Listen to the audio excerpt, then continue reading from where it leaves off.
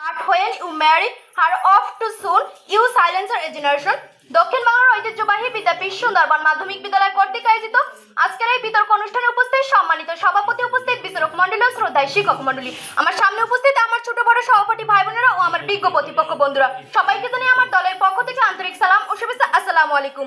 আজকের বিতর্ক বিষয় হচ্ছে বাল্যবিবাহ প্রতিরোধের আমাদের করণীয়। তো বাল্যবিবাহ একটি সামাজিক বিধি যা শিশুদের অধিকার, বিশেষ করে মেয়েদের অধিকার লঙ্ঘিত করে।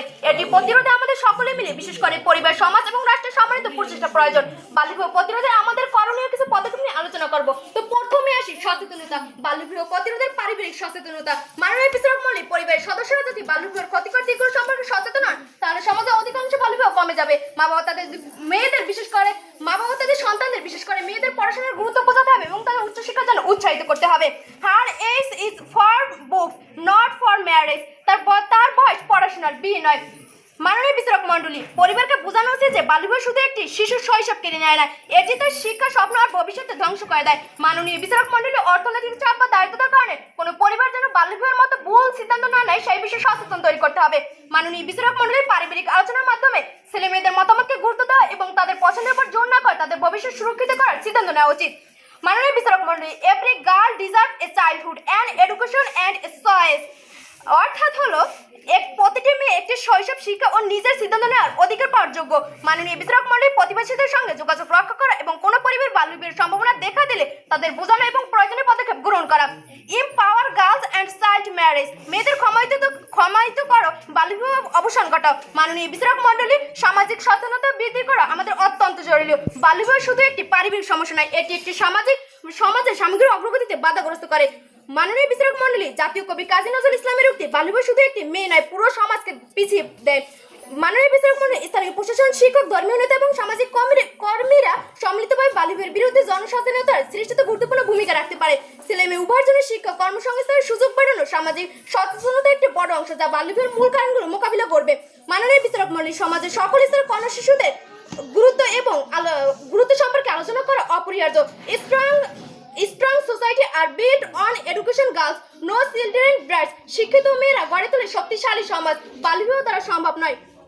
মাননীয় বিচারক মণ্ডলী, দরিদ্র এবং পিছিয়ে পড়া জনগোষ্ঠীর মধ্যে বাল্যবিবাহের প্রবণতা বেশি, তাই তাদের জন্য অর্থনৈতিক সহায়তা এবং সচেতনামূলক কর্মসূচি বাড়াতে হবে। মাননীয় বিচারক মণ্ডলী, শিক্ষার প্রতিষ্ঠানগুলোতে বাল্যবিবাহের কুফল সম্পর্কে নিয়মিত আলোচনা ও কর্মশালার আয়োজন করা যেতে পারে। স্থানীয় এনজিও, সরকারি এবং প্রতিষ্ঠানগুলোর মধ্যে সমন্বয় সাধনা করে বাল্যবিবাহ প্রতিরোধের কার্যকর আরো শক্তিশালী করা সম্ভব।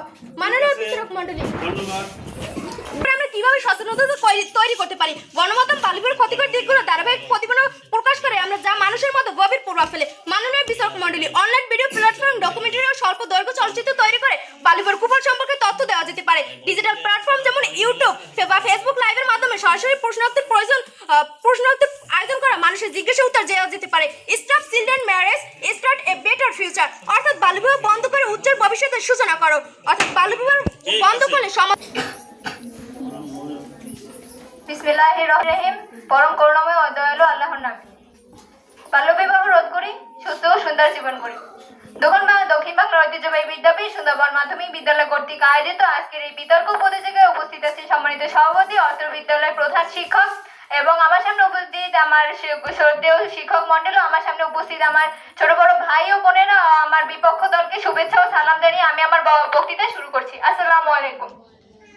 মাননীয় মনোররা, আমার বিপক্ষ দলের প্রথম বক্তা বলেছেন যে সচেতনতা বৃদ্ধি করতে হবে। শুধু সচেতনতা বৃদ্ধি করলেই চলবে না, কারণ বিগত দিনে সচেতনতা বৃদ্ধি করা হয়েছে।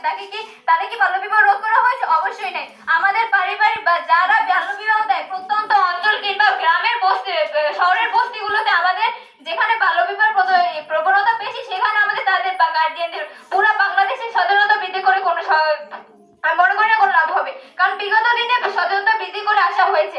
মাননীয় মনোনীত বাল্যবিবাহের বাস্তব প্রমাণ আমাদের তাদেরকে দিতে হবে। যেমন গ্রামের প্রত্যন্ত অঞ্চলে তারা বোঝে না, তারা হয়তো অশিক্ষিত, কারণ তাদের মা বাবা তাদের শিক্ষিত নয়, এই জন্য তারা বাল্যবিবাহ দিয়ে থাকে। এজন্য আমরা যদি তাদের বাস্তব প্রমাণ দিতে পারি, কুফল সম্পর্কে তাদের জানাতে পারি, হয়তো আমরা কিছুটা হলে বাল্যবিবাহ রোধ করতে পারবো। মাননীয় মনোনীত আমার বিপক্ষ দলের প্রথম বক্তা আরো বলছেন সামাজিক গণমাধ্যমে সচেতনতা বৃদ্ধি। সামাজিক গণমাধ্যমে কি সচেতনতা বৃদ্ধি করা হয়নি বিগত দিনে? অবশ্যই সচেতনতা বৃদ্ধি করা হয়েছে। তাতে কি কোনো কাজ হয়েছে? আমি মনে করি না। এখনো 47% বাংলাদেশে এখনো বাল্যবিবাহ রয়েছে। প্রবণতা। সেজন্য আমি মনে করি ফেসবুকে কয়টা লাইন কিংবা পোস্ট দিলেই বাল্যবিবাহ রোধ করা সম্ভব নয়। তাদের বাস্তব প্রমাণ, ইতিমধ্যে যাদের বাল্যবিবাহ হয়েছে তাদের কি কি সমস্যা হয়েছে এবং তারা কি কি সমস্যায় ভুগেছেন সে সম্পর্কে আমরা যদি বাস্তব প্রমাণ তুলে ধরতে পারি ফেসবুকে কিনা গণমাধ্যমে, তাহলে আমরা হয়তো কিছুটা হলো বাল্যবিবাহ রোধ করতে পারি। মাননীয় মনোনীত আমার 2017 সালে the child marriage resort act অনুযায়ী 2029 সালে বাল্যবিবাহ নিরোধ আইন 1984 সালে সংশোধন আইন। আমার বিপক্ষ দলের প্রথম বক্তা কোনো আইন উত্থাপন করেনি। আমার বিপক্ষ দলের কাছে একটি প্রশ্ন আছে, বাল্যবিবাহ ছেলে মেয়ের উপরে কি ধরনের প্রভাব পড়তে পারে?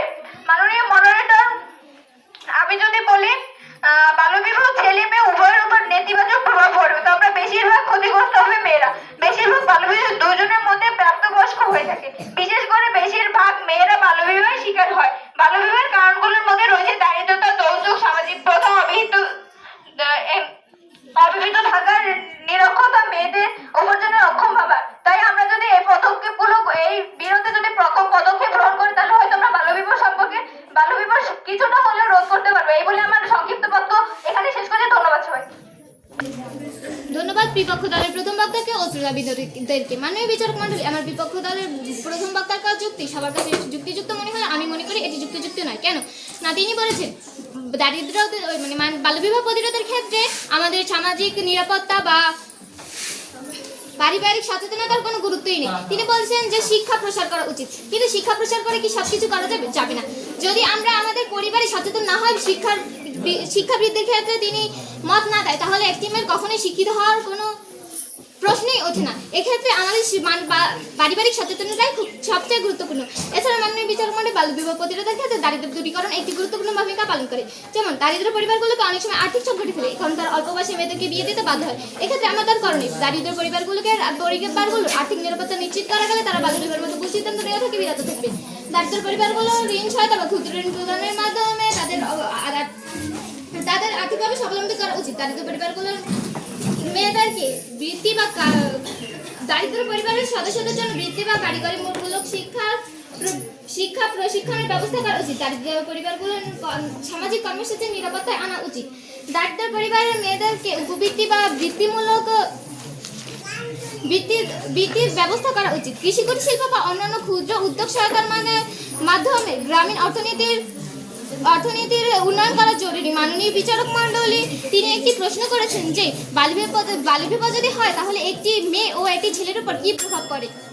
মাননীয় বিচারক মণ্ডলী এক্ষেত্রে আমি বলতে চাই, একটি মেয়ে ও একটি ছেলের উপর পুরোপুরি সামাজিক ও মানসিক ক্ষতিগ্রস্ত হয়। এক্ষেত্রে আমাদের দারিদ্র দূরীকরণ করতেই হবে, বাল্যবিবাহ প্রতিরোধ করতেই হবে। দ্বিতীয় বক্তাকে মাননীয় মডারেটর আমার বিপক্ষ দলের বন্ধু বলেছেন যে আমাদের দলনেতা বলেছেন যে সচেতনতা গুরুত্বপূর্ণ নয়। আসলে আমাদের দলনেতা কখনোই বলেনি যে সচেতনতা গুরুত্বপূর্ণ নয়। তিনি বলেছেন যে সচেতনতা গুরুত্বপূর্ণ, কিন্তু তার পাশাপাশি আরো অনেক পদক্ষেপ নেওয়া যায়, আইনের প্রয়োগ বাড়ানো যায়, বাবা মাকে সচেতন করার আরো ভালো ভালো দিক বলেছেন। তিনি কিন্তু কখনোই এটা উল্লেখ করেননি। তারপরে মাননীয় মডারেটর আমার বিপক্ষ দলের দ্বিতীয় বন্ধু বলেছেন দরিদ্রদের আর্থিক সহায়তা করা উচিত, কিন্তু মাননীয় মডারেটর সবাই আর্থিক সহায়তা নিতে স্বাচ্ছন্দ্য বোধ করে বলে আমার মনে হয় না। সেক্ষেত্রে আমাদের বিপক্ষ দলের বক্তা কিন্তু তা উল্লেখ করেনি। আমি সে সম্পর্কে আপনাদের কিছু বলছি। যেমন আমাদের অনেকে আছে যে দারিদ্র পরিবার, কিন্তু তারা আর্থিক সহায়তা নিতে স্বাচ্ছন্দ্য বোধ করে না। তাদের আমাদের জানানো উচিত কিভাবে আর্থিকভাবে স্বাবলম্বী হওয়া যায়, যেমন কৃষকদের কিভাবে ভালোভাবে উন্নত মানের ফসল উৎপন্ন করা যায়, সে সম্পর্কে আমরা তাদের জানাতে পারি। তারপরে মাননীয় মডারেটর আমাদের বিপক্ষ দলের দ্বিতীয় বক্তা আরো বলেছেন যে শিক্ষা অনেক ক্ষেত্রে হয়ে থাকে কি শিক্ষা নেওয়ার পরে শিক্ষা পর্যন্ত মেয়েরা দিতে পারে না, বাবা মারা মেয়েদের শিক্ষা নিতে দেন না। তারপরে আবার তিনি বলেছেন যে বৃত্তির সাহায্য করার জন্য, তো বাবা মারা মেয়েদের শিক্ষার ব্যবস্থা করে না, তাহলে কিভাবে আমরা বৃত্তির ব্যবস্থা করব? সেক্ষেত্রে আমরা এখন করতে পারি যে মেয়েদের যে বাল্যবিবাহের ফলে যে কুফলগুলো হচ্ছে, দিনে দিনে যে মাতৃমৃত্যুগুলো হচ্ছে, এগুলো যদি বাস্তবভাবে বাবা মাকে দেখাতে পারি, অভিভাবককে এ নিয়ে সচেতন করতে পারি বাস্তবভাবে, তাহলে কিন্তু অনেকটাই আমরা এগিয়ে যেতে পারি। তারপরে আরো ধন্যবাদ সবাই। বিচারক মণ্ডলী, আমার বিপক্ষ দল বিজ্ঞ বন্ধু সাথে আমি পুরোপুরি একমত নয়, কারণ এটা দিয়ে কিছু সংশোধন করা যেতে পারে।